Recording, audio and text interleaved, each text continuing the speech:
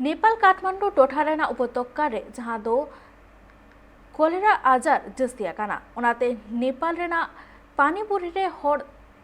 चालाकू मानाकात कुआ और भेगार भेगार हनत बनत खन दारान सेनाकान गुरु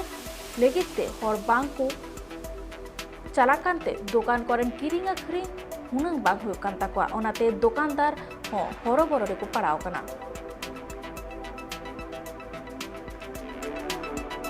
गर्न चाहिँ खासै उचित हुँदैन किनभने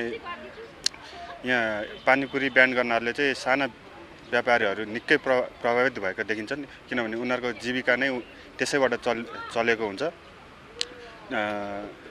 हो यसलाई अलि व्यवस्थित गर्न सकिन्छ पानीपुरी व्यवसायीहरूले पनि अलि सफा सुग्घर व्यवस्थित गरेर बेच्यो भने खासै फरक पर्दैन जस्तो लाग्छ त्यही भएर यो पानीपुरी नै ब्यान गर्नु चाहिँ अलि उचित नहोला जस्तो मेरो विचारमा लाग्छ यस्तो किन बोल्दैन सरी काटै यो हैजाको कारणले पानीपुरी ब्यान गरेको भनेर छ यो चाहिँ यसरी एकैचोटि ब्यान चाहिँ गर्नु हुँदैन भन्ने मलाई लाग्छ अब त्यसमा पानीहरू कति सफा छ छैन त्यो चेक गरेर चाहिँ त्यसलाई व्यवस्था चाहिँ गर्न सकिन्छ किनभने धेरै जसो प्राय जसोको रोजीरोटी पनि यही छ पानीपुरी नै बेचेर चटपटेहरू बेचेर उहाँहरूले आफ्नो दैनिकी चलाइरहनु भएको छ यसरी एकैचोटि ब्यान गर्दाखेरि चाहिँ